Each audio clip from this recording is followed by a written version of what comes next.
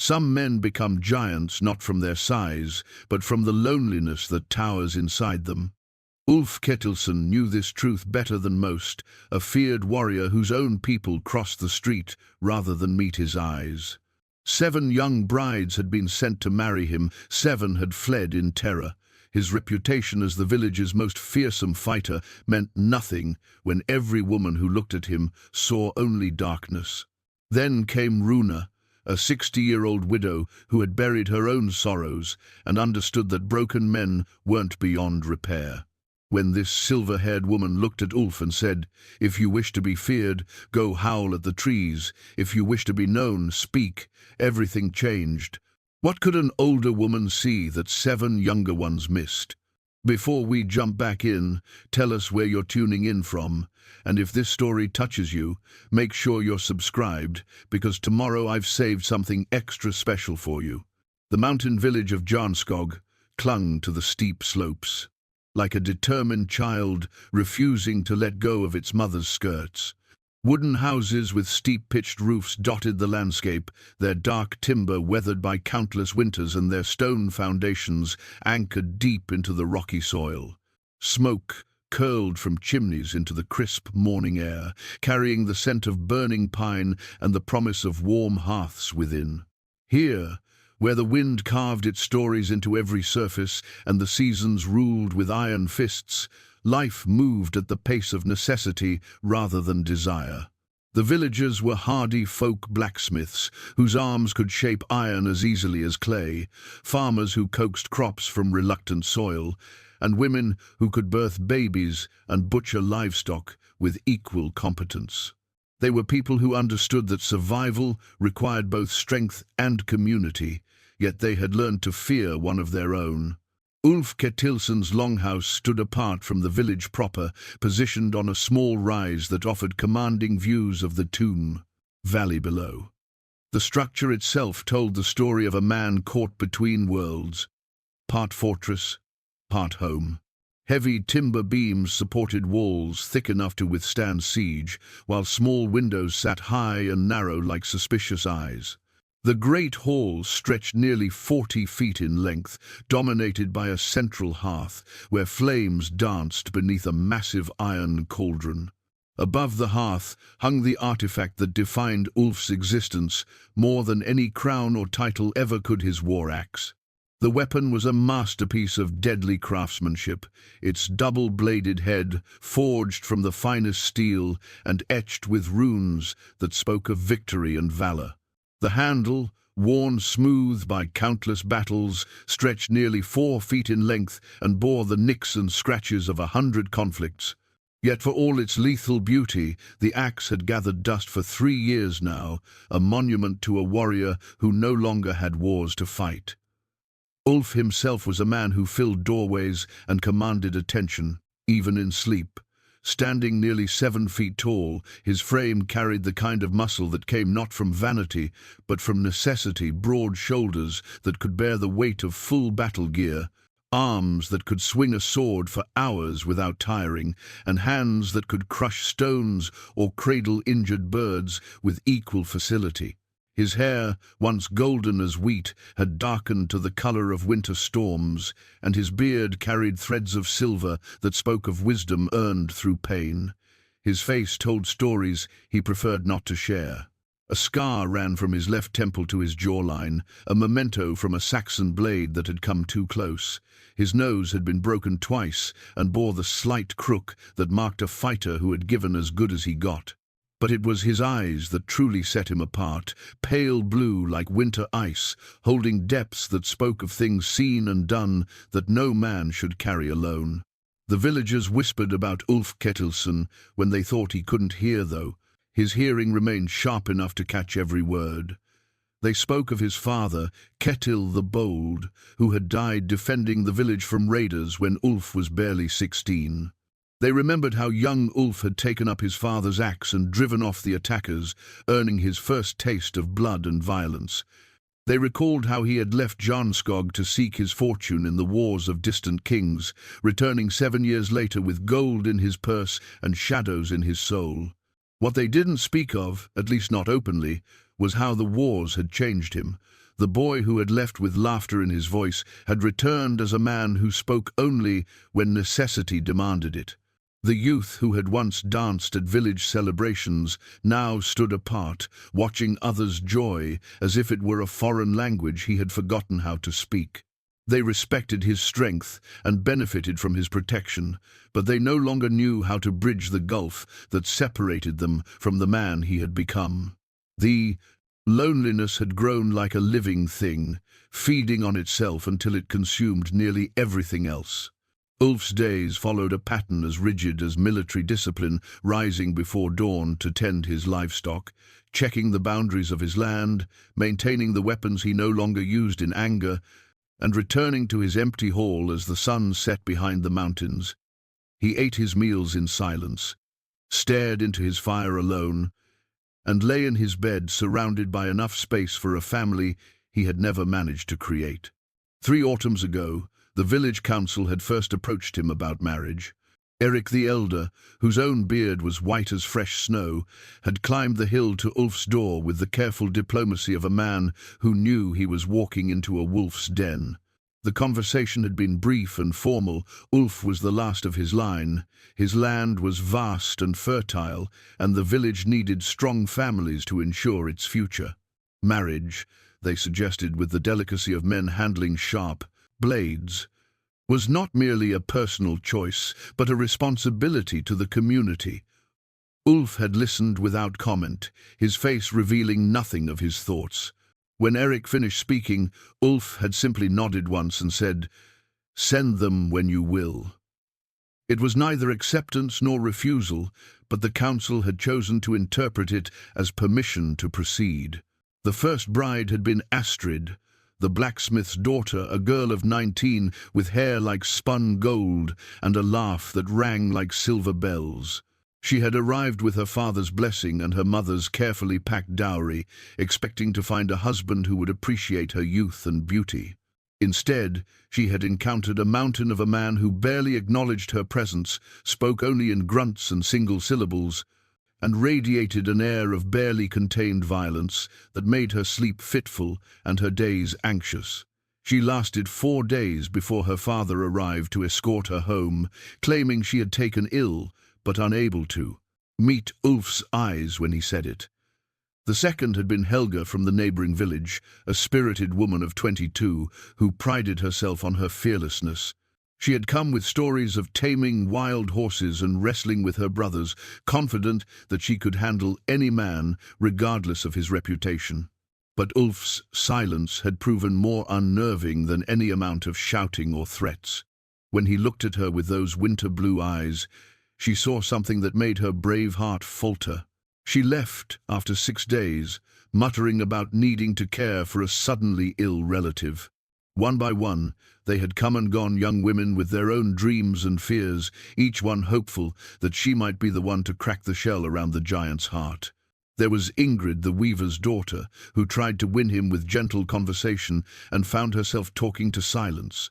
Sigrid, the merchant's niece, had attempted to impress him with her education and knowledge of distant lands, only to discover that he showed no interest in her stories of the wider world. Frida had tried humor, Greta had offered cooking skills that could feed an army, and Brynja had simply offered herself with honest desire and genuine affection. All of them had fled, not because Ulf was cruel or violent toward them, but because living with him felt like sharing a house with a thunderstorm that might break at any moment. He never raised his voice, never lifted a hand in anger, never showed anything but cold courtesy, and somehow that was worse than rage would have been. They sensed the war inside him, the battle between the man he had been and the warrior he had become, and they lacked the tools or experience to help him fight it. As the 7th bride departed, the village had begun to whisper that perhaps Ulf Ketilsson was cursed, that something in him had died during his years of war and could never be restored. The council meetings grew longer and more heated, with some arguing that they should leave him be, and others insisting that the matter of his marriage and heirs was too important to abandon. It was during one of these debates that Runa spoke up. Runa, Eric's daughter, had lived in Jarnskog all her life, but she dwelt on the village's edge both literally and figuratively. Her small cottage sat where the main settlement gave way to farmland, a modest structure that nevertheless managed to feel more welcoming than houses twice its size. She was 60 years old, a widow of 15 years, whose husband Bjorn had died in a farming accident that still brought tears to her eyes when she dwelt upon it too long. Where other women her age had begun to fade into the background of village life, becoming valued advisors to younger women and keepers of traditional wisdom, Runa remained vibrantly present. Her hair had turned silver early, but she wore it in intricate braids that spoke of both practicality and pride. Her face bore the lines that life had carved, their laugh lines, around green eyes that still sparkled with mischief, worry lines on her forehead that told of the burdens she had carried for others, and the deeper grooves that spoke of genuine sorrow, honestly faced and ultimately overcome. Her hands told their own stories. Calloused from years of working her weaving loom, they moved with the precise grace of someone who had spent decades creating beauty from raw materials. The loom itself stood in her cottage's main room, an intricate wooden frame that Bjorn had built for her as a wedding gift. It was there that she wove the tapestries and cloth that had earned her a reputation throughout the region, work so fine that merchants from distant cities sought her out specifically. But it was not her skill with wool and thread that made Runa unique in Jarnskog. It was her gift for seeing people as they truly were, beneath the masks they wore and the roles they played.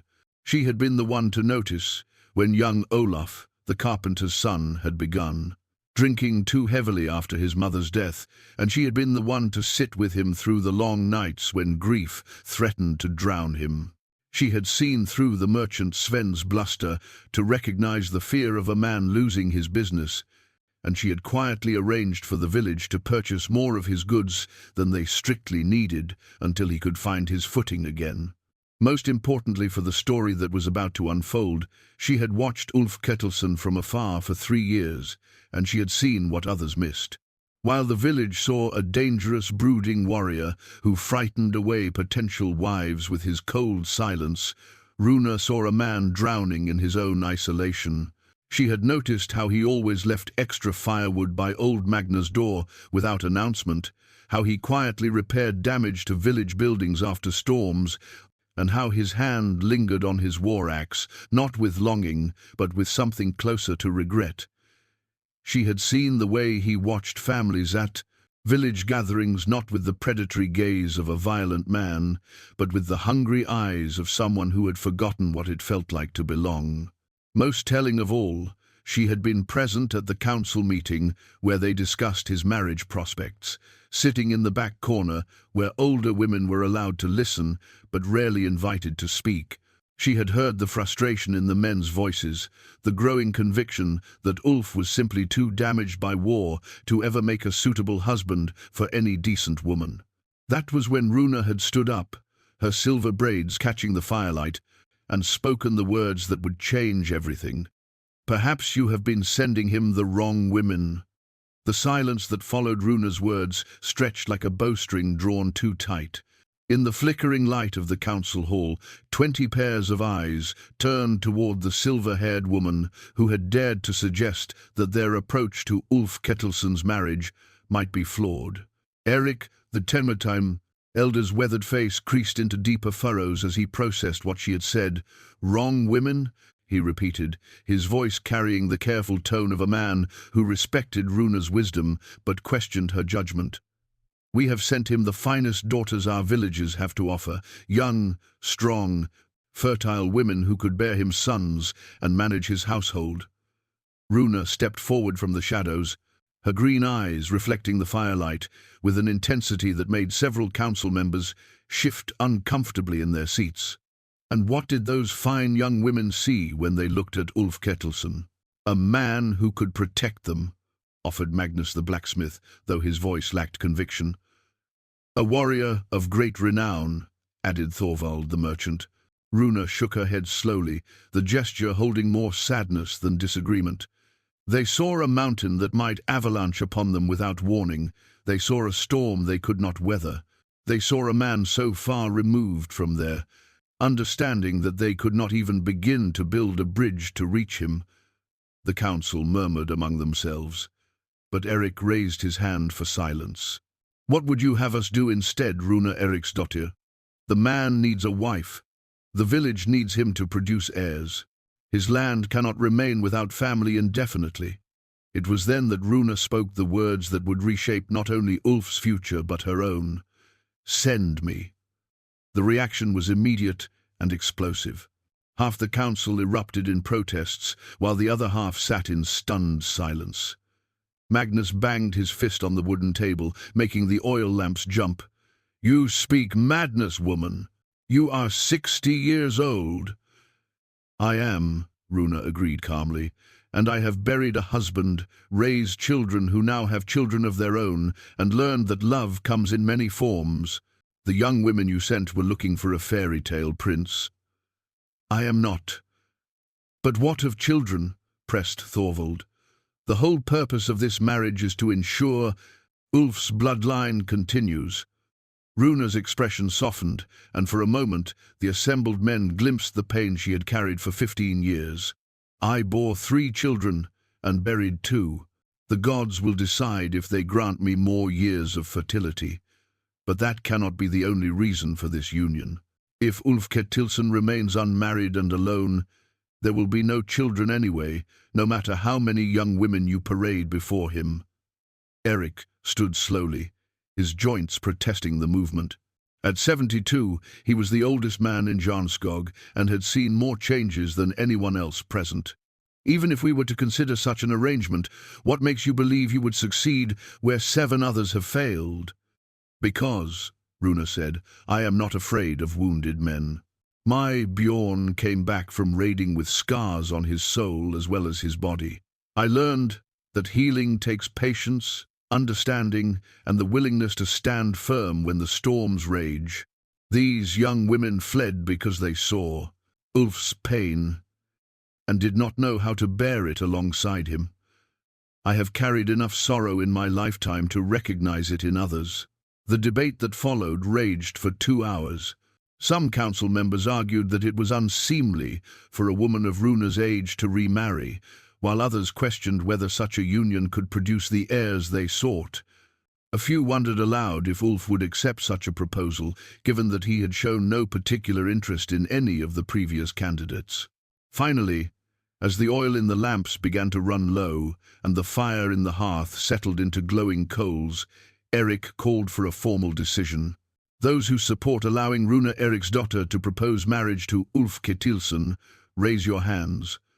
The vote was closer than anyone had expected, 8 in favor, 7 opposed. It was Erik's deciding vote that tipped the balance, his weathered hand rising slowly into the air like a flag of surrender. "Very well," he said, "but we must follow proper customs.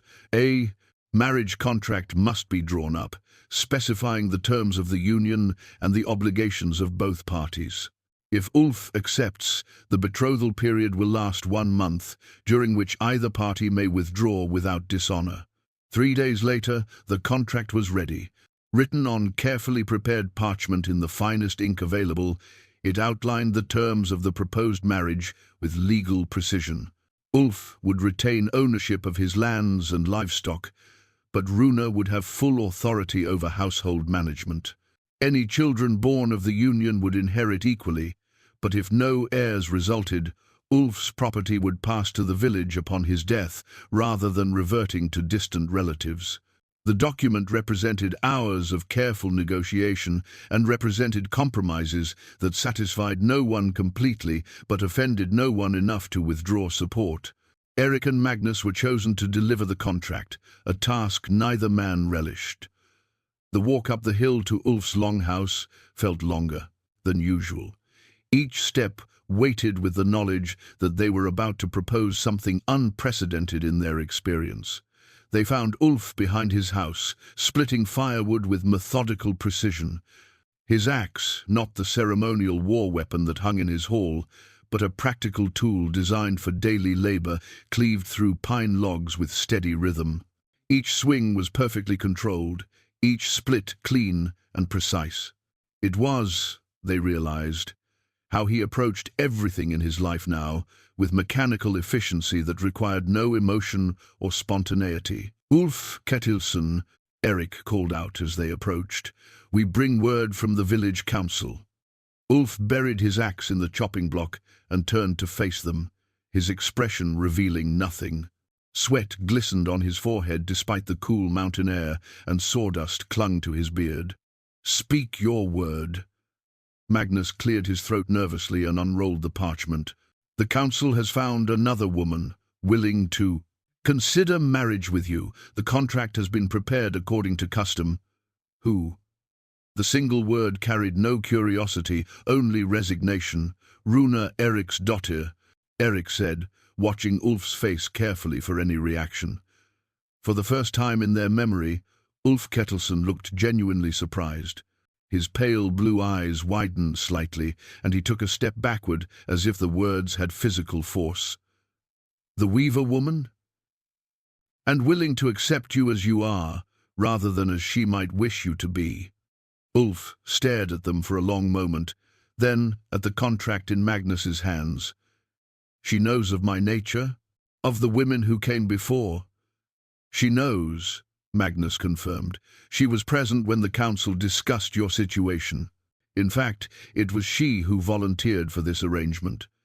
Something flickered across Ulf's features, an emotion too complex to name, but too powerful to hide entirely. He reached for the contract with hands that trembled almost imperceptibly. As he read, his frown deepened, though whether from displeasure or concentration, neither man could tell. "1 month," he said finally, his finger tracing the relevant passage. "Either party may withdraw." "That is correct," Eric confirmed. "No shame to either, if the arrangement proves unsuitable." Ulf rolled the parchment carefully and tucked it inside his leather vest. "Tell Runa, Eric's daughter, that I will consider her proposal. I will give my answer before the week ends." As the two council members made their way back down the hill, neither spoke until they were well out of earshot. Finally, Magnus broke the silence. "Do you think he will accept?" Eric paused to rest against a boulder, his old bones protesting the steep descent. "I think," he said slowly, "that for the first time in 3 years, Ulf Ketilsson looked like a man who remembered he had choices to make." That evening, as shadows lengthened across the valley and the first stars appeared in the darkening sky, Ulf sat alone in his great hall, staring at the marriage contract by firelight. Above him, his war axe caught the dancing flames, its polished blade reflecting possibilities he had not dared to imagine. For 15 years, he had lived with the weight of his own silence. Now, a 60-year-old woman with silver hair and knowing eyes was offering him a chance to discover if he remembered how to speak. The choice, for once, was entirely his own. 3 days passed before Ulf emerged from his longhouse with an answer, and in that time the village held its collective breath. Normal routines continued, crops were tended, livestock fed, and daily chores completed. But underneath the surface of ordinary life, everyone waited. Children were shushed when they played too loudly near the path that led to Ulf's hill, and conversations halted whenever someone appeared who might have news of his decision. Runa, for her part, maintained her usual patterns with a steadiness that both impressed and puzzled her neighbors. She worked at her loom each morning, the rhythmic clacking of wood against wood providing a soundtrack to her thoughts. The tapestry taking shape under her skilled hands depicted a winter landscape, snow-covered mountains beneath a vast sky, where storm clouds gave way to patches of brilliant blue. Whether this represented hope or merely the natural progression of weather, she kept to herself. On the 3rd evening, as the sun painted the mountains in shades of gold and crimson, Ulf appeared at Runa's door. He had dressed carefully for the occasion. His hair was freshly washed and braided, his beard trimmed neat, and he wore a tunic of deep blue wool that brought out the color of his eyes. In his massive hands, he held a small wooden box carved with intricate knotwork patterns. "Runa, Eric's daughter," he said when she opened her door, his voice carrying a formality that seemed almost ceremonial. "I have come to give my answer." to your proposal." Runa stepped aside to let him enter, noting how he had to duck his head significantly to pass through her doorway.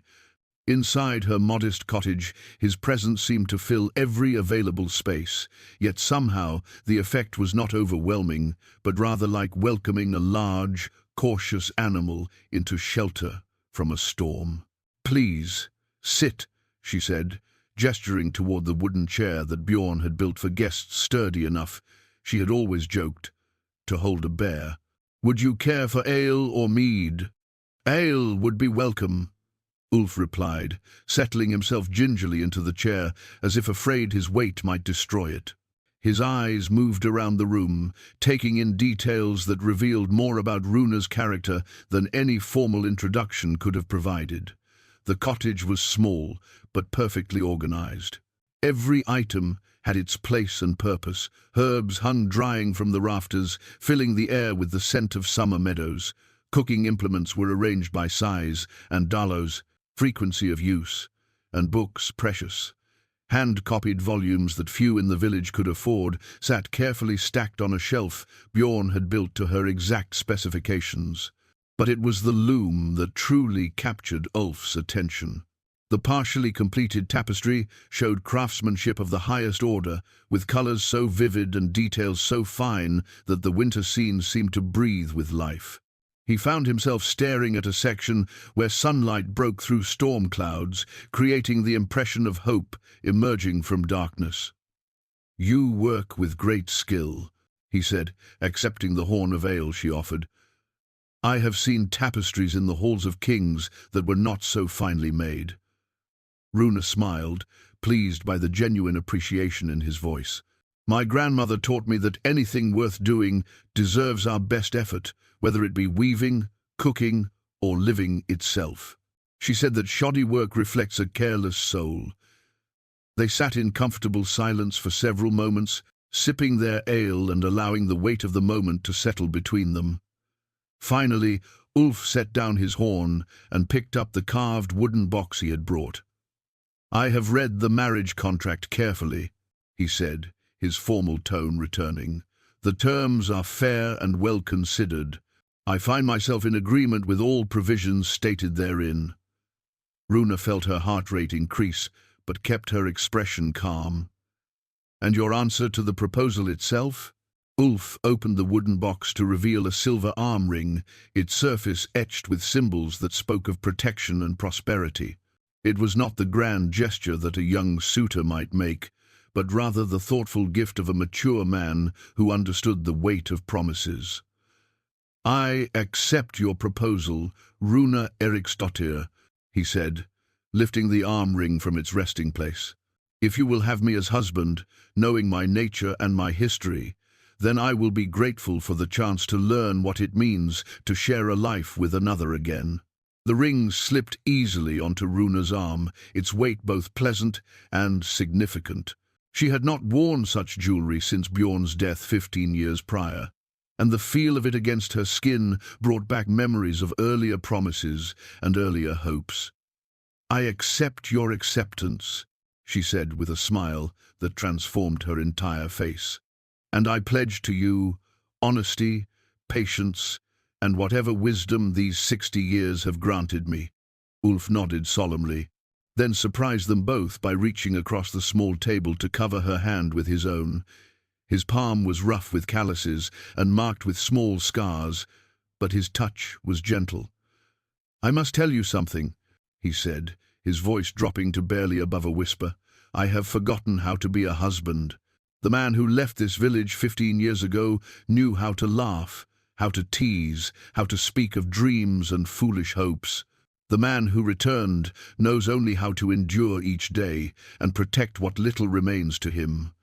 Runa turned her hand, palm upward so that their fingers could intertwine. "And I must tell you that I have forgotten how to be a wife to a living man. For 15 years, I have spoken my thoughts only to Bjorn's memory and made decisions without considering another's wishes. We will both need to remember skills we once possessed." "Where do we begin?" Ulf asked, and in that question, Runa heard something she had not expected: hope. It was faint and carefully guarded, like a single candle flame in a vast darkness, but it was unmistakably present. "We begin with honesty," she replied. "You have told me you have forgotten how to be a husband. I tell you now that I chose to propose to you not from desperation or duty, but because I have watched you for 3 years and seen the man you are beneath the warrior you were forced to become. That man is worth knowing, worth caring for, and worth the patience it will take to draw him back into the light." Ulf stared at her for a long moment, his pale blue eyes searching her face as if looking for signs of deception or false kindness. When he found none, something in his expression shifted, not dramatically, but enough for Runa to notice. "The other women who came to me," he said slowly, "they saw only what they feared I might do to them. You speak as if you see what I might become." "I see both," Runa replied honestly. "I see the pain you carry and the walls you have built to contain it. But I also see the man who leaves firewood for old Magna without expecting thanks, who repairs storm damage to the village buildings in the dark of night, so no one need know it was you. I see someone who has forgotten his own goodness but has not lost it entirely." As the evening deepened around them and the fire in Runa's hearth settled into glowing coals, they talked with a candor that surprised them both. Not of love that would come later, if it came at all, but of practical matters and realistic expectations. They spoke of household arrangements, daily routines, and the delicate process of learning to share space with another person after years of solitude.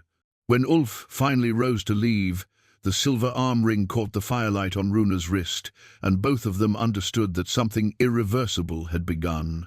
The betrothal month that followed proved both easier and more challenging than either Runa or Ulf had anticipated.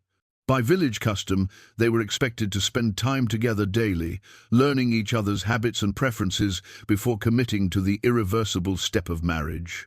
What neither had expected was how awkward it would feel to court someone at their age, with decades of established patterns and the watchful eyes of the entire community upon them. Ulf arrived at Runa's cottage each morning after completing his dawn chores, carrying a wooden cup that had belonged to his father. The vessel was simple but beautifully crafted, carved from a single piece of oak and polished to a warm golden sheen by generations of use. It had become his way of showing respect for their shared meals, bringing his own cup rather than expecting her to provide everything. These morning visits followed a careful routine that both found comforting. Runa would prepare porridge flavored with honey and dried berries, while Ulf contributed eggs from his chickens or milk from his goats.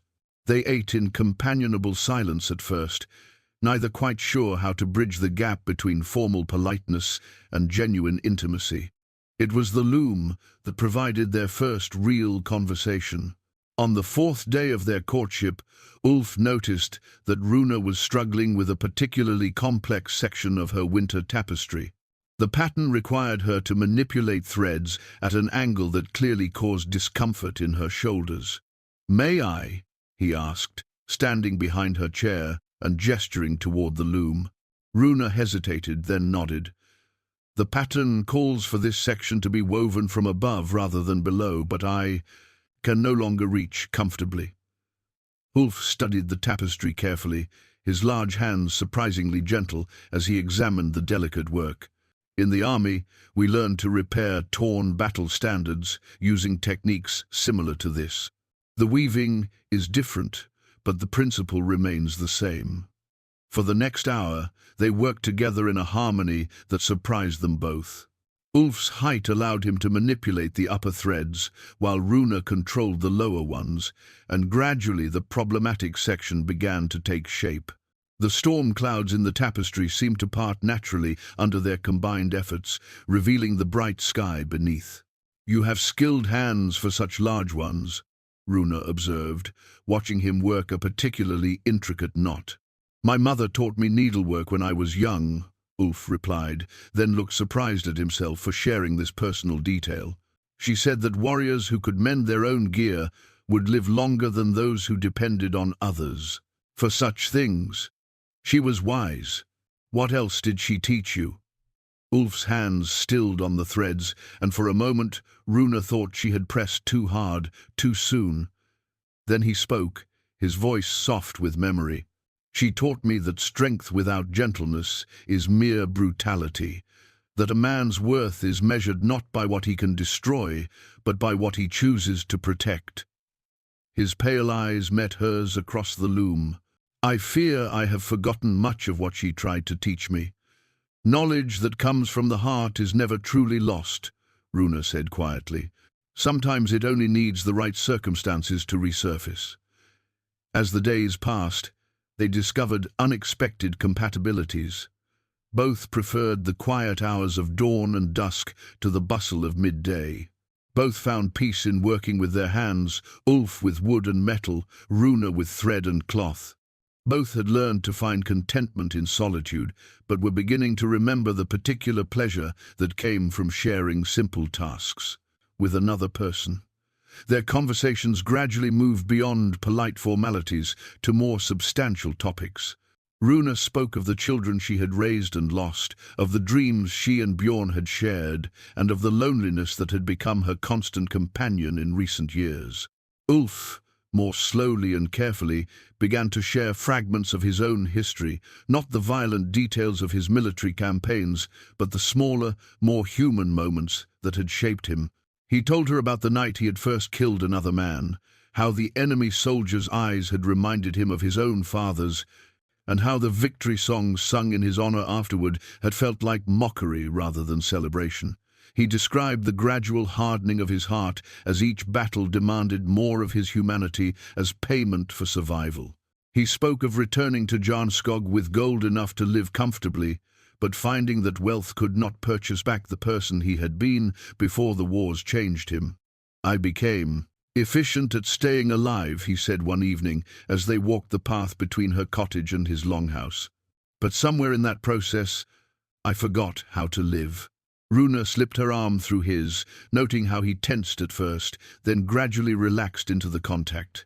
Perhaps that is why the young women could not reach you. They were looking for someone who knew how to live joyfully, spontaneously. But joy and spontaneity are luxuries that soldiers cannot afford. You had to learn different skills to survive. And now you are no longer a soldier. But learning to be something else takes time and practice, just like any other skill. The village watched their courtship with a mixture of curiosity, approval, and bewilderment. Some of the older women expressed quiet satisfaction that Runa had found companionship again after so many years alone. Others questioned whether such a late-in-life marriage could truly work, given the vast differences in their temperaments and histories. Eric the Elder made it his business to check on their progress weekly, arriving at Ulf's door with transparent excuses about village matters that needed discussion. What he found reassured him. Ulf seemed calmer, more present in conversations, and occasionally even offered opinions rather than merely grunting agreement or disagreement. "How does the arrangement proceed?" Eric asked during one such visit, accepting the ale that Ulf now offered without being asked, a small but significant change in his hospitality. "Well enough," Ulf replied, then paused as if weighing his next words. "She does not try to change me, but she does not accept my worst behaviors either. When I retreat into silence, she waits. When I speak harshly from old habit, she responds with calm reason. I find myself remembering possibilities I had forgotten. And the prospect of marriage itself? For the first time in Eric's memory, Ulf smiled, not the grim expression that had passed for humor in recent years, but something genuine and almost peaceful. "I believe I would be sorry to lose her now. She has become necessary." As the betrothal month neared its end, both Runa and Ulf faced the reality that their experimental arrangement had succeeded beyond their modest expectations. They had not fallen into passionate love like characters in the old stories, but they had discovered something perhaps more valuable: genuine partnership, mutual respect, and the comfortable possibility of growing old together with dignity and affection. The wooden cup that Ulf brought each morning had become more than a gesture of respect.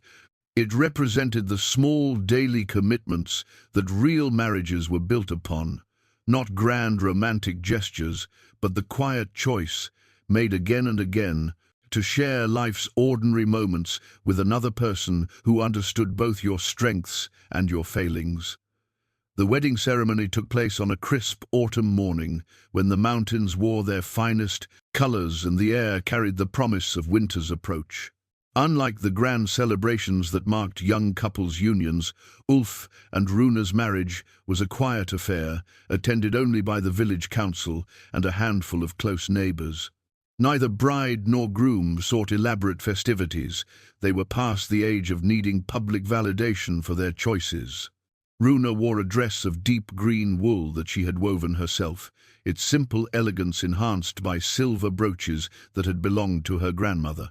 Around her throat hung a pendant of polished amber, her only piece of truly valuable jewelry, and one that caught the morning light like captured sunshine. Ulf had dressed in his finest tunic, dark blue with silver thread, worked into patterns that spoke of both strength and protection. The ceremony itself lasted barely an hour. Eric the Elder spoke the traditional words about partnership and mutual support, while Magnus the blacksmith served as witness alongside Thorvald, the merchant. There was no feast afterward, no dancing, no elaborate gift-giving. Instead, the newly married couple shared a simple meal with their witnesses before retiring to begin the practical business of combining two separate lives into one shared existence. The amber pendant became the focal point of their first serious disagreement as married partners. As they arranged Runa's possessions in Ulf's longhouse, she carefully placed the necklace in a wooden box alongside her other treasures. Ulf watched this ritual with growing discomfort, finally speaking when she moved to close the lid. "You need not hide your finery on my account," he said, his voice carrying an edge that had been absent during their courtship month. "I am not so poor that my wife must dress like a servant." Runa paused, her hands still on the box, recognizing the dangerous shift in his tone. "I do not wear amber for daily tasks. It belonged to my grandmother and is too precious to risk damaging." Bjorn allowed, "On you to save your treasures for special occasions that never came." Ulf's question carried implications that made Runa's eyes flash with sudden anger. "Bjorn never allowed me anything," she replied, her own voice growing sharp. "We made decisions together, as partners should, and I choose when and how to honor my grandmother's memory, just as you choose when to polish your war axe instead of putting it to practical use." The comparison struck home with unexpected force. Ulf's jaw tightened, and for a moment the old dangerous silence threatened to descend between them. Then, surprising them both, he laughed, a sound rusty from disuse, but unmistakably genuine. "You have sharp eyes, wife, and a sharper tongue when provoked." I spoke foolishly. "Yes, you did," Runa agreed without softening her words. "But we both will need time to learn new patterns. Bjorn and I had 20 years to understand each other. We have had only 1 month." This acknowledgement of the challenge they faced became the foundation for their approach to married life. They established routines that honored both their individual needs and their shared responsibilities. Runa moved her loom into the great hall, where it received better light and where Ulf could appreciate her work without hovering over her shoulder. Ulf cleared space in his workshop for Runa to store the herbs and materials she used for dyeing wool, accepting her presence in areas that had been his private domain for years. The most significant adjustment came in learning to share sleeping space. For the first week, Ulf had slept on furs near the hearth, insisting that Runa should have the bedchamber to herself until she felt comfortable with closer quarters. But the autumn nights were growing cold, and practical considerations finally overcame awkwardness. "This is foolishness," Runa declared on the 8th night, finding Ulf banking the fire before settling onto his makeshift bed. "We are married adults, not nervous children. The bed is large enough for 2, and you will catch your death sleeping on stone floors." They worked out a system of careful respect for each other's modesty and need for rest. Ulf would retire first, giving Runa privacy to prepare for sleep. She would join him only after he had settled, and they maintained a respectful distance that gradually, over the course of weeks, diminished as trust and comfort grew between them. The real test of their partnership came when winter arrived in earnest, bringing with it challenges that neither had fully anticipated. The severe cold drove them into closer quarters than their courtship had prepared them for, and the long, dark evenings tested their ability to find companionship without driving each other to distraction.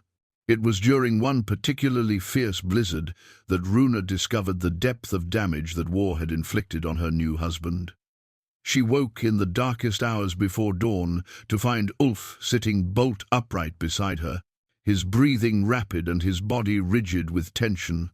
Sweat beaded on his forehead despite the room's chill, and his hands gripped the bed furs as if anchoring himself against some invisible storm.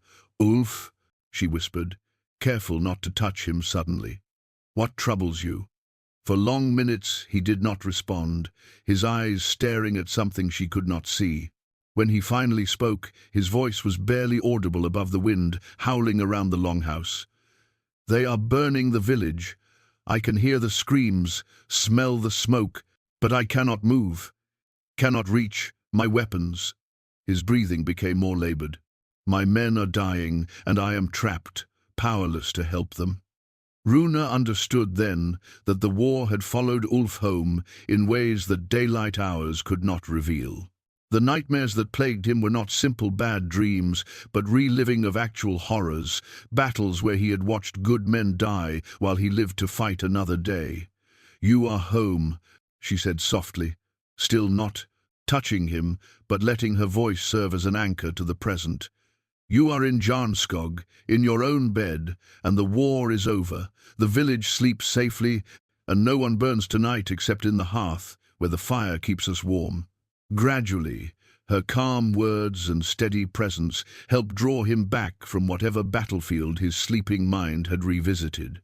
When he finally looked at her with recognition rather than terror, she saw shame replace fear in his expression. "I'm sorry you had to see that," he said, his voice rough with embarrassment. "The dreams come sometimes. I had hoped marriage might chase them away." "Dreams carry their own wisdom," Runa replied, finally placing a gentle hand on his arm. "They remind us of what we have survived and what we must still heal. There is no shame in carrying scars from honorable wounds." This became the pattern of their deepening intimacy, not through passion or romance, but through Runa's steady presence during Ulf's darkest moments, and his growing trust in her ability to understand his pain without being destroyed by it. The amber pendant, which had caused their first argument, became a symbol of how they learned to navigate differences with honest communication rather than silent resentment. By the winter solstice, they had established a rhythm of married life that felt sustainable and even comforting. They worked together during the day, shared simple pleasures like good meals and warm fires, and faced the challenges of Ulf's war memories as partners rather than strangers. Spring's arrival brought unexpected challenges that tested the foundations Ulf and Runa had built during the long winter months. The snow melted to reveal damage from the harsh season, fences needed repair, livestock required tending, and the vegetable garden that would feed them through the coming year needed preparation. But more significantly, the warmer weather and longer days brought visitors to Jarnskog, including people from Ulf's past who carried news he had hoped never to hear again. The first sign of trouble came with a traveling merchant named Orm, whose weathered face and missing left hand marked him as a veteran of the same campaigns that had shaped Ulf's early manhood. He arrived on a morning when the mountain air still carried winter's bite, but promised the warmth of summer to come, leading a packed train of goods that would supply the village through the trading season. Runa was working in her garden when she noticed the stranger's reaction to seeing Ulf emerge from the longhouse. Orm's face went pale, and he took an involuntary step backward, his remaining hand moving instinctively toward where a weapon would hang. It was not fear exactly, but something more complex recognition mixed with what looked like guilt. Ulf Ketilsson, Orm said, his voice carefully neutral. I had heard you return to your father's lands, but I confess, I hoped never to encounter you again. Ulf's own reaction was equally telling. His shoulders tensed, his jaw set in the hard lines Runa had learned to recognize as signs of barely controlled emotion. When he spoke, his voice carried the cold authority she had heard only in his worst nightmares. Orm the trader, still alive, I see, despite your talent for finding the most dangerous routes through hostile territory. The two men stared at each other across the courtyard, and Runa felt the weight of unspoken history settling between them like a physical presence. Whatever these men had shared in the past, it carried implications that neither seemed eager to explore.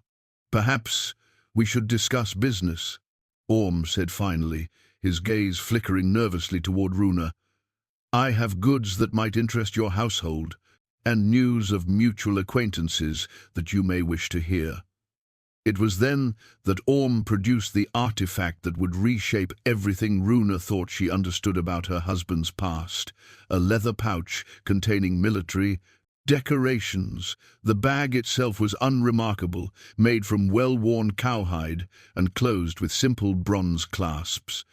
But when Orm opened it to reveal its contents, Runa understood immediately that she was looking at honors awarded only to warriors of exceptional skill and questionable morality. These were found among the possessions of dead men, Orm explained, his voice dropping to barely above a whisper. Men who served under your command during the siege of Ravenshollow. Their families sent me to return these to you, along with questions about how their sons died. Ulf stared at the decorations without touching them, and Runa watched color drain from his face as if he were bleeding internally. She recognized some of the symbols from stories told around winter, fire's awards for courage in battle, marks of distinction that commanders reserved for their most trusted fighters. But there were others whose meaning eluded her, medallions and insignia that seemed to carry darker implications. Those men died as soldiers die, Ulf said finally, his voice flat and emotionless. In service to their lord, following orders, doing what war demanded of them. That is what I told their families, Orm replied. But they know, as I know, that the siege of Ravenshollow was different from other campaigns. The orders given there are not to be discussed in my household. Ulf interrupted, his tone carrying a warning that made both Orm and Runa take an involuntary step backward. Whatever business brought you to Jarnskog, conclude it quickly and be on your way. Orm nodded understanding, carefully closing the pouch and tucking it back into his traveling pack. Of course. But you should know that others remember Ravenshollow. Others ask questions about what happened there and what orders were given. The dead do not rest quietly when their honor remains in question. After Orm departed with his trade goods sold and his uncomfortable news delivered, Ulf retreated into a silence deeper than any Runa had witnessed during their months of marriage. He completed his daily chores with mechanical precision, but spoke only when direct questions demanded answers. Even then, his responses were brief and carefully neutral, as if words themselves had become dangerous weapons that might explode if handled carelessly. Runa tried several approaches to reach him. She prepared his favorite meals, which he ate without comment or apparent enjoyment. She asked gentle questions about his day, receiving grunts or single-word replies. She offered to help with tasks he had always handled alone, only to be dismissed with curt politeness that stung worse than outright rudeness. The breakthrough came unexpectedly, during a moment when Runa's own patience finally reached its limit. She found Ulf standing motionless in his workshop, staring at nothing, holding a piece of half-finished woodwork as if he had forgotten its purpose. "Enough," she said sharply, her voice cutting through whatever dark thoughts consumed him. "I did not marry a man only to have him disappear inside his own head whenever the past comes calling. If you wish to retreat into silence and self-pity, do it honestly. Don't pretend you are still present when you have clearly gone elsewhere." Ulf turned to look at her, and for the first time since Orm's visit, his eyes focused completely on the present moment. "You do not understand what you ask of me. Then explain it," Runa replied without softening her tone. "Tell me what Raven's Hollow was, what orders were given there, what you did that haunts you still. I have seen you face your nightmares with courage. Show me the same courage now, in daylight, with words instead of silence." For long moments, Ulf struggled visibly with the decision. His hands clenched and unclenched, his breathing grew shallow, and sweat appeared on his forehead despite the cool spring air. Finally, with the expression of a man preparing to inflict a wound upon himself, he began to speak. "Raven's Hollow was a siege that lasted 3 months, he said, each word carefully controlled. The city held strong walls and determined defenders. My lord grew impatient with conventional tactics and ordered alternative approaches." "What kind of alternatives?" Ulf set down his woodwork and gripped the edge of his workbench with both hands. "We cut off their water supply and waited. When that failed, we catapulted diseased animal carcasses over their walls. When they still held firm, we captured civilians from the surrounding farms, men, women, children, and executed them in sight of the defenders, one each day, until the gates opened." The silence that followed this confession stretched between them like a chasm. Runa felt her understanding of her husband shift fundamentally, not because she had learned he was capable of violence, she had always known that, but because she now understood the specific nature of the darkness he carried. "You followed these orders," she said. "Not quite a question. I followed these orders. I organized the executions. I selected which prisoners would die each day to achieve maximum psychological impact on the defenders. I did what war demanded, and when the city finally surrendered, my lord rewarded me with gold and decorations for my efficiency in achieving victory." Runa absorbed this knowledge like a physical blow, feeling it settle into her understanding of the man she had married. But alongside the horror came something unexpected, a deeper appreciation for the strength it had taken him to return to normal life, to become someone capable of gentleness and daily kindness, despite carrying such memories. "And now?" she asked quietly. "Now I try to forget what I learned about myself during that siege. I try to believe that the man who could plan such things was someone else, someone war created and peace has destroyed. But when people like Orm arrive with their questions and their reminders, I remember that some stains never wash clean." 3 weeks after Orm's departure, a second visitor arrived in Jarnskog who would shatter everything Ulf and Runa thought they understood about their carefully constructed new life. This time, it was not a merchant carrying uncomfortable memories, but a young woman whose very existence would reframe every conversation they had shared about the past, the future, and the possibility of redemption. Her name was Astrid, not the blacksmith's daughter who had fled from Ulf years earlier, but a stranger whose weathered travel clothes and determined expression marked her as someone who had journeyed far with serious purpose. She was perhaps 25 years old, with dark hair braided in the style of the northern settlements, and green eyes that held both intelligence and barely controlled anger. Runa was hanging laundry in the morning sun when the young woman approached, leading a sturdy mountain pony that looked as travel-worn as its rider. What struck Runa immediately was not the stranger's appearance, but her reaction to seeing the longhouse. She stopped abruptly, stared at the building as if memorizing every detail, then squared her shoulders like a warrior preparing for battle. "Good morning," Runa called out, setting down her basket of wet linens. "Are you seeking shelter? The path to the village proper lies—" "I seek Ulf Ketilsson," the young woman interrupted, her voice carrying an accent that spoke of distant northern territories. "I am told this is his dwelling place." Before Runa could respond, Ulf himself emerged from his workshop, drawn by the sound of unfamiliar voices. His reaction to seeing the stranger was immediate and dramatic. He stopped in his tracks, his face going pale, and his hand moved instinctively toward his belt, where his war knife hung during working hours. "No," he said, the single word carrying more weight than any lengthy speech. "You cannot be. Here. You cannot exist." The young woman stepped forward, her chin raised defiantly. "But I do exist, Ulf Ketilsson. I exist because of choices you made 25 years ago during the siege of Raven's Hollow. I exist because of what you did to my mother in the days before the city fell." Runa felt the world tilt around her as understanding crashed over her like a physical blow. This was not about military decorations or war crimes committed against faceless enemies. This was about something far more personal and immediate, a living consequence of Ulf's past that had tracked him across half the known world to demand acknowledgement. "Impossible," Ulf whispered, but his voice lacked conviction. "The city burned. Everyone inside died when the walls were breached. There were no survivors." "Not everyone died," Astrid replied, her voice steady despite the emotion Runa could see trembling beneath the surface. "Some women were taken before the burning began. Some were kept alive for the entertainment of the conquering army. My mother was one of them."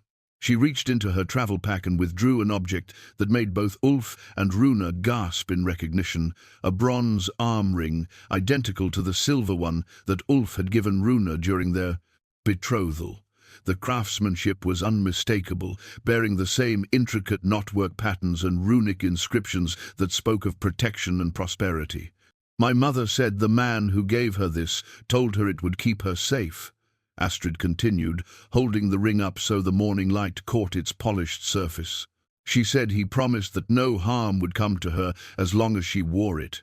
She believed him, even after she realized what kind of man he truly was." Ulf staggered backward as if the bronze ring had physical force. "Ingrid," he breathed, the name barely audible. "Your mother was Ingrid of Raven's Hollow." "She was. And you are my father." The silence that followed this declaration stretched endlessly, filled only by the sound of wind through the mountain pines and the distant bleating of goats. Runa felt as though she were watching the scene from a great distance, observing the destruction of everything she had believed about her marriage and her husband's capacity for honesty. Finally, Ulf found his voice. "What happened to her?" "To Ingrid?" "She survived the war," Astrid replied, her anger finally breaking through her controlled facade. "She survived being captured, being used, being abandoned when your army moved on to other campaigns. She survived carrying a child whose father was a man who had helped murder her family and destroy her home. She survived 24 years of poverty and shame in a settlement where everyone knew how I was conceived. And now, she died this past winter. Fever took her, along with half the northern settlements. But before she died, she made me promise to find you, to look you in the eye and tell you that your daughter exists. She wanted you to know that your actions had consequences that outlasted the wars you fought." Runa found herself studying this young woman with new eyes, looking for traces of Ulf in her features. The height was there. Astrid stood taller than most women, though nothing approaching Ulf's giant stature. The stubborn set of her jaw, the way she held herself when delivering difficult news, even the methodical way she had planned and executed this confrontation, all of it spoke of shared blood and inherited temperament. "What do you want from me?" Ulf asked, his voice hollow with shock and something that might have been grief. "I want you to know that she never forgot you," Astrid replied. "Not your name, not your face, not the things you did to her and her city. I want you to know that every difficult day of my life, every time other children called me warget and bastard, every time my mother woke screaming from nightmares about burning buildings and dead children, all of that traces back to choices you made." She paused, letting the weight of her words settle between them before continuing. "But I also want you to know that she forgave you.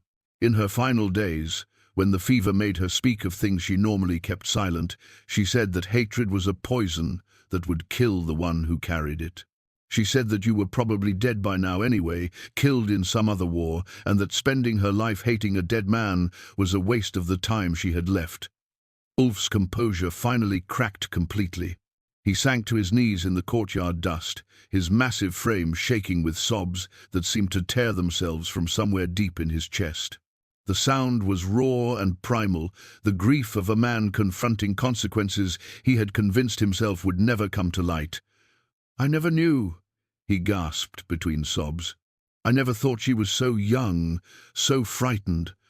I thought I was being merciful, protecting her from the worst of what the others would do. I never imagined there could be a child." Astrid watched him weep with an expression that mixed satisfaction with something that might have been pity. "My mother said you were different from the other soldiers. Quieter. Less cruel in your methods, though no less thorough in your objectives. She said that if she had to bear any man's child from that time, she was grateful it was yours, rather than someone who would have truly brutalized her." Runa felt her own tears starting, not just for the revelation of her husband's hidden daughter, but for the impossible complexity of the situation. This was not simple villainy or clear-cut heroism, it was the messy, painful reality of what war did to people, how it created victims and perpetrators who sometimes existed within the same person. "I have traveled for 3 months to find you," Astrid continued, her voice softening slightly as she watched Ulf struggle to regain his composure. "Not because I wanted your gold or your recognition, but because dying promises must be kept. My mother wanted you to know that she survived, that something grew from the ashes of Raven Shollow that was more than just destruction." She held out the bronze arm ring toward Ulf, who stared at it as if it were a venomous serpent. "She kept this all her life. Said it was the only thing of value she owned, not because of the metal but because of what it represented, proof that even in the darkest times, someone had tried to show her kindness." Ulf slowly reached out and took the ring, his massive hands trembling as he held the artifact that connected him to a past he had hoped was buried forever. As his fingers closed around the bronze, Runa realized that everything about their marriage, their careful negotiations, their growing trust, their plans for whatever future they might build together would now have to be reconsidered in light of this living reminder that the past never truly stayed buried. The daughter he had never known existed stood before them, carrying 25 years of questions, resentments, and complicated truths that would reshape everything they thought they knew about redemption, forgiveness, and the possibility of building new lives on the foundations of old sins. The 3 days following Astrid's revelation passed in a strange suspension of normal time, as if the entire household held its breath while everyone processed the magnitude of what had changed. Ulf moved through his daily routines like a man walking underwater, completing necessary tasks with mechanical precision, while his mind struggled to incorporate this new reality into everything he thought he understood about his life. Runa found herself caught between competing loyalties and emotions she had no experience navigating. Her husband, the man she had grown to love in their careful, mature way, was revealed to have depths of complexity that challenged every assumption she had made about his character. Yet watching him interact with Astrid, seeing how he looked at this young woman who carried his features and his stubborn temperament, she also witnessed something she had never expected to see. Ulf discovering what it meant to feel paternal love and devastating regret simultaneously. Astrid, for her part, seemed content to observe and judge without rushing toward any particular resolution. She accepted Runa's offer of food and shelter with polite gratitude, but maintained the careful distance of someone who had not yet decided whether these people were worthy of her trust or merely objects of the curiosity that had driven her long journey. The artifact that dominated these tense days was Astrid's traveling packer leather satchel that contained not just her personal possessions, but the carefully preserved remnants of her mother's life. Each evening, she would unpack specific items and place them on the wooden table where Ulf and Runa shared their meals, creating a shrine to memories that none of them had lived, but all of them were. now forced to confront. There was a wooden comb, carved with delicate vine patterns, that Ingrid had somehow managed to keep through 25 years of poverty and displacement.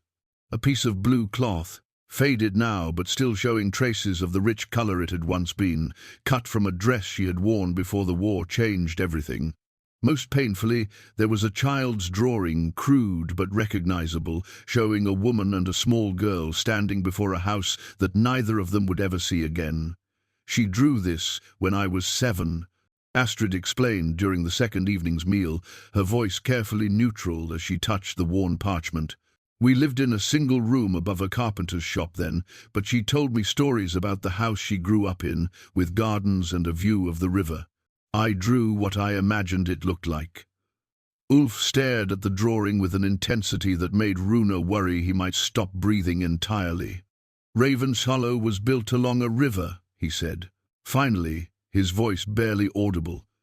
The houses of the wealthy quarter had terraced gardens that led down to the water. Before the siege, it was considered one of the most beautiful cities in the Northern Territories. She remembered the gardens especially, Astrid replied. Said that even after everything else faded, she could still recall the smell of the roses her mother grew and the sound of water flowing over stones. These conversations were exercises in careful negotiation, with each participant testing the boundaries of what could be said and what reactions they could tolerate. Ulf asked hesitant questions about Ingrid's life after the war, clearly hungry for details, but afraid of learning too much about suffering he had caused. Astrid answered with measured honesty, neither sparing him difficult truths nor deliberately twisting the knife of his guilt. Runa watched these exchanges with the growing understanding that her role had fundamentally changed. She was no longer just Ulf's wife, helping him heal from old wounds and build a peaceful future. She had become a witness to a reckoning that would determine whether redemption was possible for someone who had committed acts of genuine evil, and whether love could survive the discovery that the person you cared for was capable of things that challenged your most basic beliefs about morality. On the third night, as they sat around the fire, after another emotionally exhausting day, Astrid finally asked the question that had been hovering unspoken since her arrival. "What kind of man are you now?" she said, looking directly at Ulf with her mother's green eyes. "My mother told me stories about the soldier who gave her protection during the worst days of the siege. She said you were different from the others, quieter, more thoughtful, less given to casual cruelty. But she also knew what you were capable of, what orders you followed, what role you played in destroying her world." Ulf set down his ale horn and stared into the fire for a long moment before answering. "I am a man who tries every day to become someone other than the person I was during the wars. I am not sure I have succeeded." "Runa," Astrid said, turning her attention to the older woman, "you married him knowing he was a warrior, but did you know the specific nature of his service?" Runa felt the weight of honesty settling on her shoulders like a heavy cloak. "I knew he carried darkness from his military years. I did not know the details until recently. Learning about Raven's Hollow has been difficult to reconcile with the man I have come to know. And yet you remain with him." It was not quite a question, but it demanded an answer that Runa had been struggling to formulate since Orm's first visit. "I remain because I believe people can change, can choose to become better than what their worst moments made them. But I will not pretend that believing this is easy, or that I am certain of its truth." Astrid nodded, slowly, as if this answer met some test she had been applying. "My mother believed in change as well. She said that hatred would have consumed her if she had not found a way to forgive, not just you but herself for surviving when others did not. What did she need to forgive herself for?"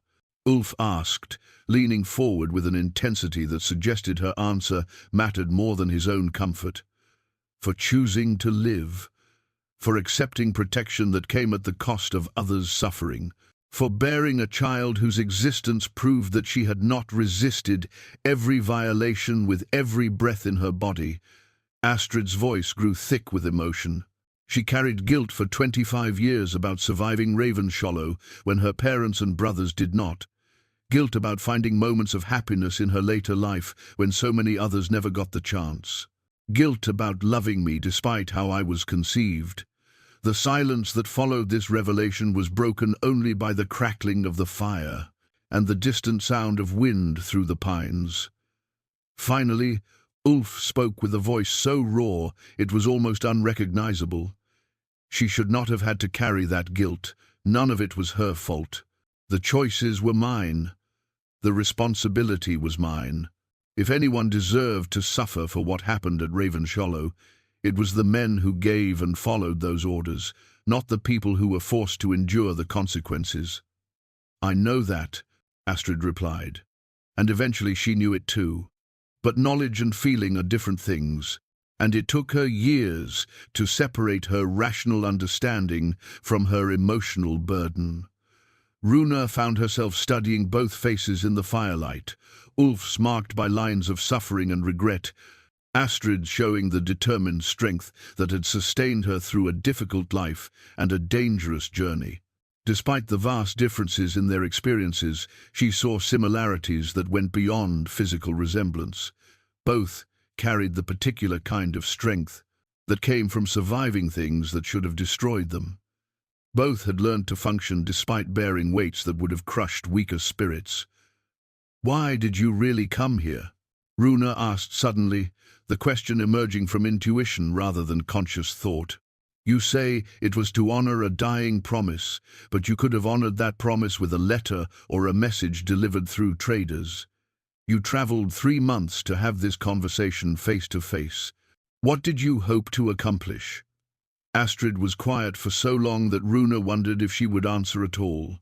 When she finally spoke, her voice carried a vulnerability that had been absent from all her previous statements. "I wanted to see if it was possible for someone who had done terrible things to become worth forgiving. My mother forgave you before she died, but I was not sure I could. I needed to look at you, to see how you lived, to understand what kind of man you had become after the wars ended. And what have you concluded?" Ulf asked, his question barely a whisper. "I have concluded that forgiveness is more complicated than I thought when I began this journey. You are not the monster I expected to find, but you are also not innocent of the crimes I know you committed. You are something more difficult to categorize, a person who has done evil things, but who is not entirely evil himself." She paused, seeming to gather her thoughts before continuing. "My mother's forgiveness was hers to give, based on her experiences and her needs. Mine is separate from hers and will be based on different criteria. I'm not sure yet what those criteria are, or whether you will meet them." The honesty of this statement hit both Ulf and Runa with the force of a physical blow. Here was no easy redemption, no simple absolution that would wash away the past and allow them to move forward without consequences.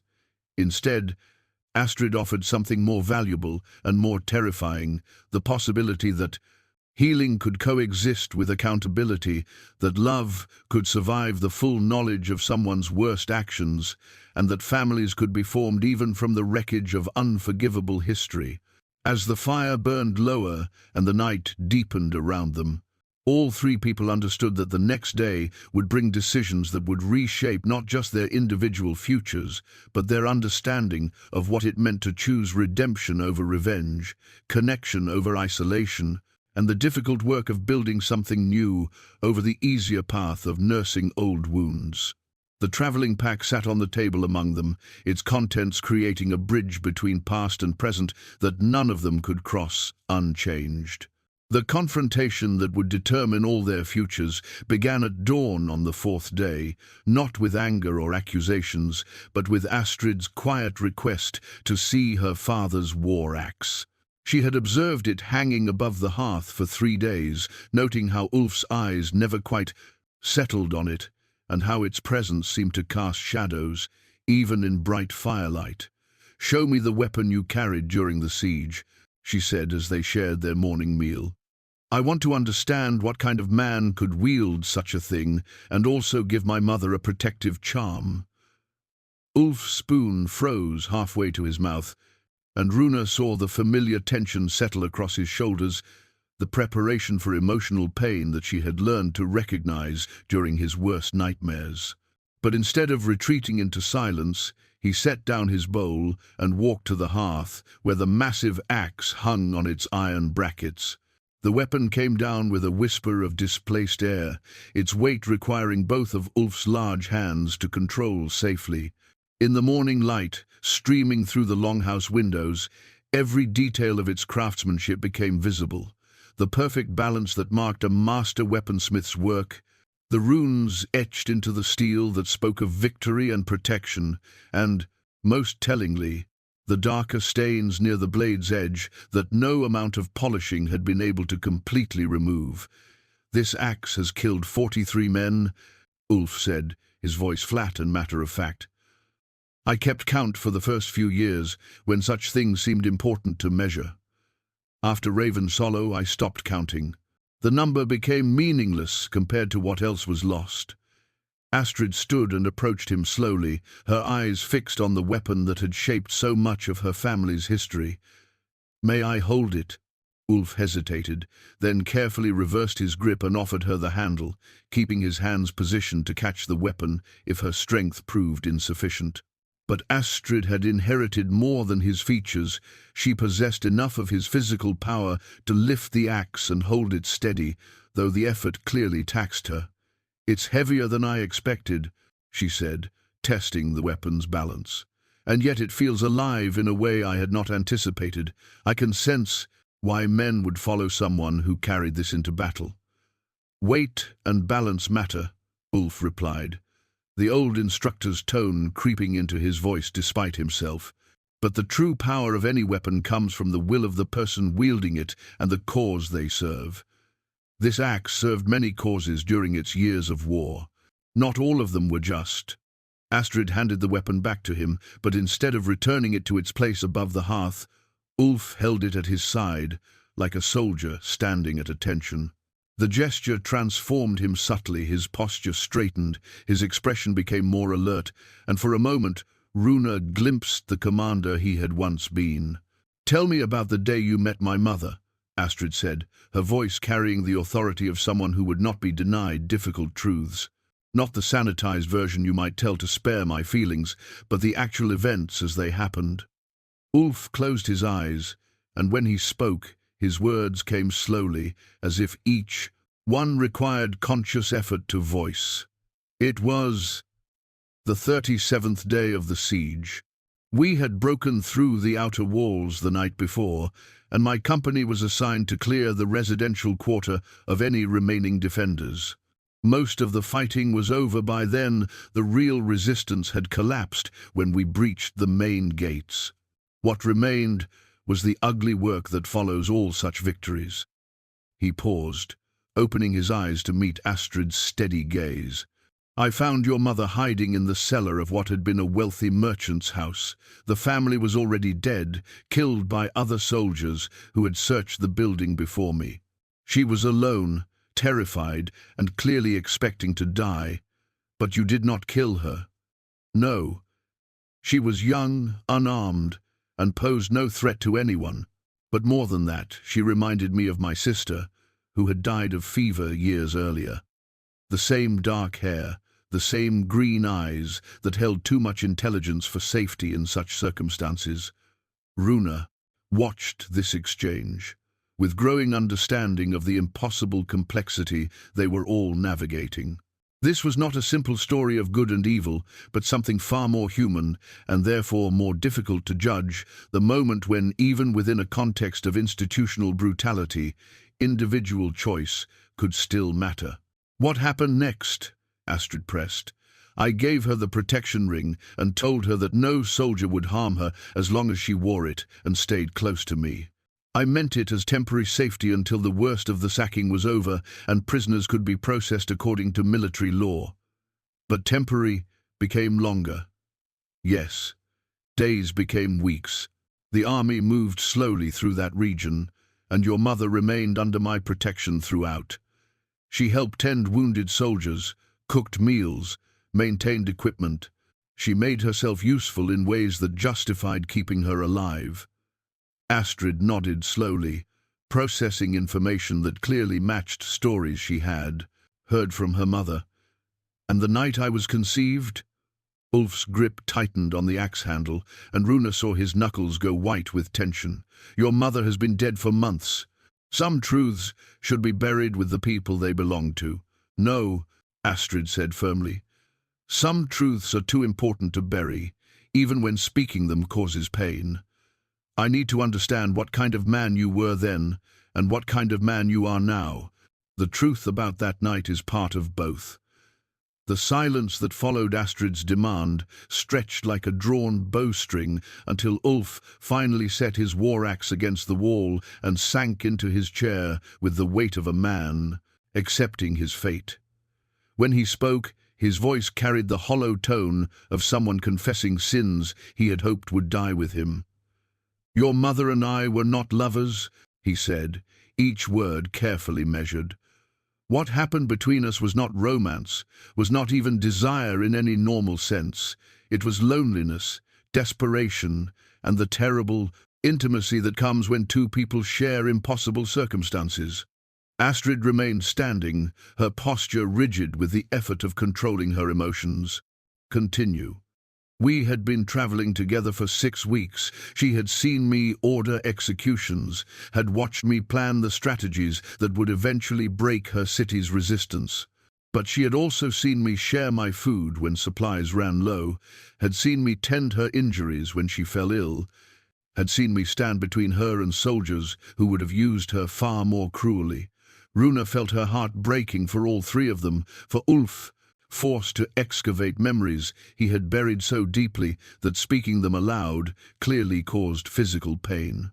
For Astrid, learning details about her conception that no child should have to hear, and for herself, witnessing the destruction of any simple understanding she might have clung to about the man she had married. The night was cold. Ulf continued, his eyes fixed on something neither woman could see. We were camped between settlements, and I had given her my extra blanket because her lips had turned blue and she could not stop shivering. When I checked on her before sleeping, she was still awake, still cold, still frightened. And she asked me to stay with her. Not for protection, she knew I would not let anyone harm her. She asked because she could not bear to be alone with her thoughts another night, could not endure lying in the dark, remembering everything she had lost while listening to me breathe 3 feet away, and wondering if tomorrow would be the day I decided she was no longer useful. The admission hung in the air. Between them, carrying implications that were somehow more devastating than any tale of pure violence would have been. This was not the story of a monster taking what he wanted by force, but something far more complex.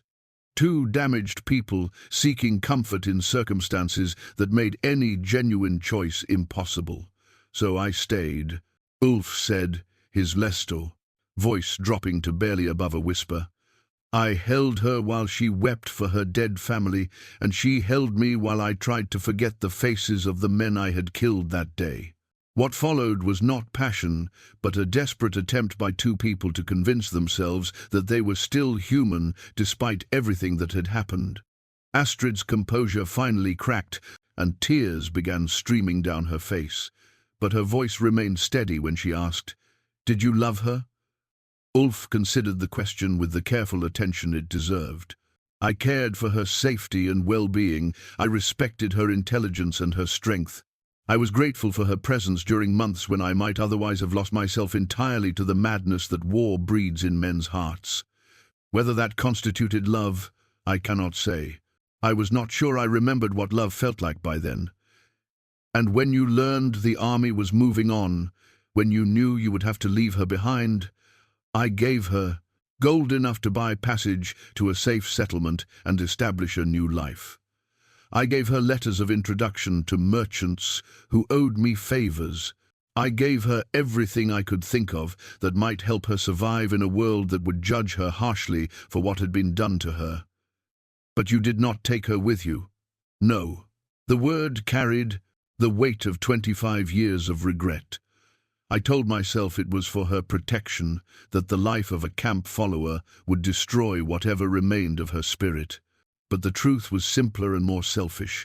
I was afraid that keeping her with me would make it impossible to continue being the kind of soldier the war demanded.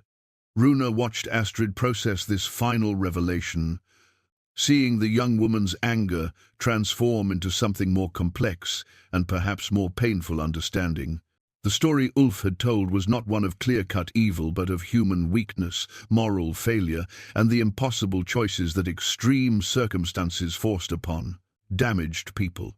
"She never blamed you for leaving," Astrid said finally. "She told me you had given her more protection than she had any right to expect, and more resources than most prisoners ever received. She said that in the context of what war was, you had shown her as much kindness as was possible." Ulf's composure broke at these words, and he wept with the raw grief of a man finally confronting the full weight of choices he had spent decades trying to justify or forget. The sound filled the longhouse like a physical presence, 25 years of suppressed guilt and regret finally finding voice. "I have thought of her every day since," he managed between sobs. "Wondered if she survived, if she found happiness, if she forgave me for the circumstances that brought us together and the cowardice that drove us apart. Knowing that she lived, that she raised our daughter, that she found peace enough to forgive it, is more than I ever dared to hope for." Astrid stepped forward and placed her hand on his shoulder, the first physical contact between them since her arrival. "She did forgive you, and now I understand why." 6 months later, as autumn painted the mountains in familiar shades of gold and crimson, 3 people sat around a different table in a larger house that had been built to accommodate the unexpected family they had become. The longhouse remained standing on its hill, but it now served as Ulf's workshop and storage rather than their primary dwelling. The new house, constructed with careful attention to everyone's needs, sat at the midpoint between the village proper and Ulf's original property, a physical representation of the compromise that had allowed them all to move forward together. The artifact that dominated their evening meals now was not a weapon or a remnant of painful memories, but a child's wooden toy, a carved horse that Ulf had made for the village blacksmith's newest grandson. His hands, once devoted exclusively to instruments of war and survival, had discovered unexpected pleasure in creating things meant purely to bring joy. The toy horse was one of dozens he had crafted over the recent months, gifts for village children who had gradually overcome their fear of the giant and learned to see him as a source of intricate wooden animals and gentle smiles. Astrid had chosen to remain in Jarnskog, though not without careful negotiation about the terms of her residence and her relationship with the father. She was still learning to understand. She had established herself as a skilled healer, using knowledge gained from years of caring for her ailing mother and combining it with herbs and techniques that Runa taught her. The northern settlements had trained her well in the practical arts of keeping people alive through harsh winters and poor nutrition, skills that proved invaluable in a mountain village where the nearest physician was a 3-day journey away. Sten, the carpenter's wife, is expecting her 4th child next month. Astrid reported over their shared supper of roasted goat and early root vegetables from Runa's expanded garden. "She's had difficult births before, so I've prepared supplies in case complications arise." Runa nodded approvingly. "The bleeding heart herb should help if her labor goes too long. I've dried plenty from this year's harvest." Ulf listened to these conversations with the contentment of a man who had discovered that family discussions of daily concerns could be more satisfying than any battlefield. Glory he had once pursued. His role in these medical consultations was usually limited to practical support, building birthing chairs, carrying heavy supplies, or using his intimidating presence to convince reluctant patients to follow Astrid's instructions. The changes in him were visible to anyone who cared to look.